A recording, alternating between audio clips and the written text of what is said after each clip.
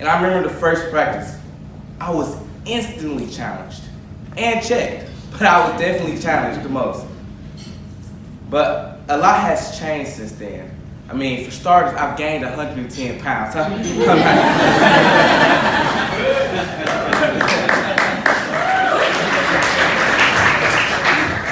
Also, MICR's core value of leadership, discipline, respect, and grit has given me the set of skills that will allow me to prosper throughout college and the rest of my adult life thereafter. But the men, women, coaches, connoisseurs, alums, and mentors of MICR reflect those values upon every student athlete. And not only at practices, but every day, they live out these core values. When they're at work, when they're at school teaching their students, these are the same core values they show upon them students. See, when you invest in our family, the MICR family, you don't just invest into a sport, but you invest into a chain reaction that will forever outlive any of us in this room.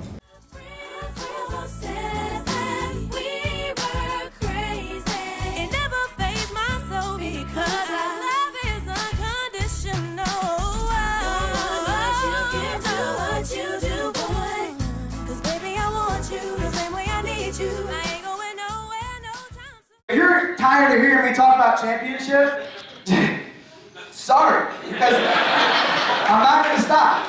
And Tennessee has one of the most healthy youth rugby competitive structures in the country, believe it or not. And so this isn't just rollover rugby, our kids are just the first to do it. No, there's a lot of tradition in Tennessee rugby, and we're making new tradition here.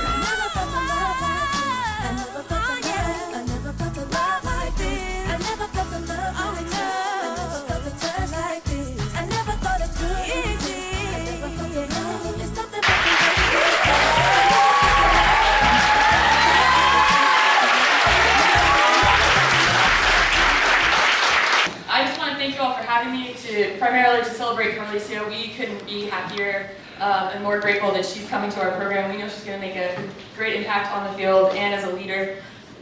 We are so inspired at Dartmouth by the mission of MICR. We too desperately want to change the game, and it's because of programs like yours that we're able to find students like Carlicia. You prepare her for the opportunities that are growing in number every year through NCAA rugby programs. There are more and more opportunities for students to couple academics with rugby and kick down those doors to really great education. So thank you for all the great work that you're doing.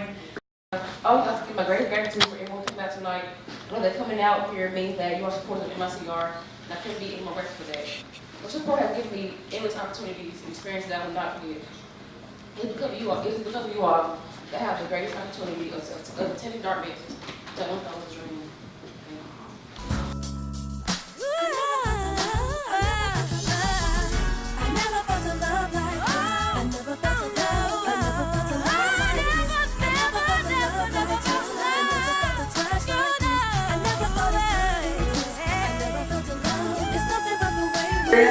But we are so honored, and please give a big round of applause to our keynote speaker, Tiffany Fa'ae'e.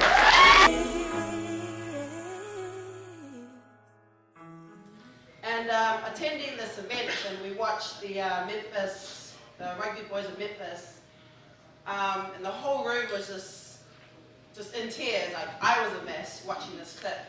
But I was really grateful that I caught it because it really gave me confidence and reassurance in my decision to retire, because I'm not injured or anything, you know, like a lot of people retire because of unforeseen circumstances, but I knew towards the end of my career that I had this desire to start giving back to the game, you know, and give other people opportunities that I've been given.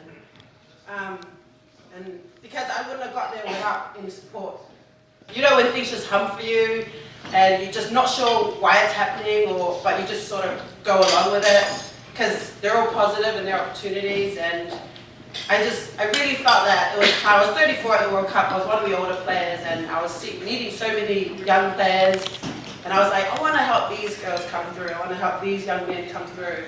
But what's really important with what you guys are doing here is you're giving people like a vision, right? Like, so I didn't have many islanders to look up to, and I get nervous about interviews, but I realize how important it is and how we're inspiring people around the world, and sometimes you just gotta bite the bullet and sit through that interview because you give someone a visual, right? Like, because they support you if you look like them. And I really think, and I'm so proud of what's happening over here. It's exactly what rugby's about. Like the values, a lot of people talk about them, but they look different to every people. But the minute I heard about this program, it moved me so much, and it really, really inspired me to just go ahead with this new journey of mine. So I left my desk job. I now coach at Monroe College. I'm the head coach of the men and the women program over there. I also coach their professional men's team. And it's a grind, you know. You have to be a certain character to play rugby, you know, and it's really hard to be a good rugby player without being a good person. You know, like to find that balance between being vulnerable and having strength, to lead but also follow, and to teach but also learn. Like these are all the qualities that you need to excel and to stand out on the rugby pitch. And obviously it's going to transcend to everything you do off the pitch. Very grateful to be here. Keep going, keep pushing for more. Like you're breaking barriers and we're inspiring people around the world. Give it up for our leader, kicker, Tiffany Fa'ae'e.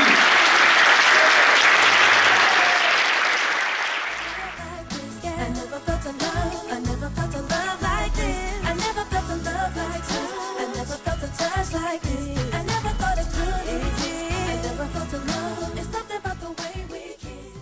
The co-founder of Memphis Inner City Rugby, the executive director for Harlem Lacrosse, and my best friend, Devin O'Brien. No, never, never, never felt a love like. No, never, never, never, never. No, never, never, never, never.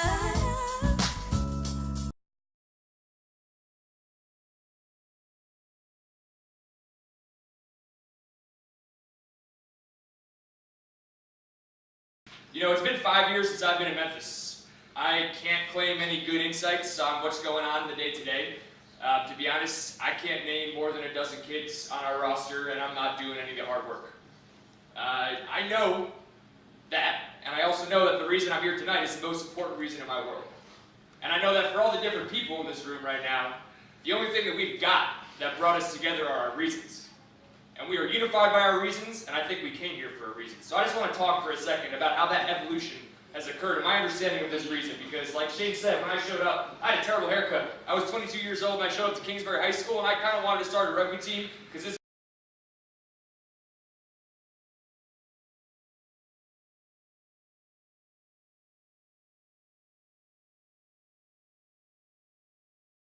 was that in all the hundreds of kids that I had met, I did not believe that there could be a bad kid. And I do not think there is a possibility for a kid to lack ability or a kid to have a deficit of potential. All I know is my reason became that I believe every kid is full of potential that we can untap, and the only deficit is opportunity. And the only deficit is resources.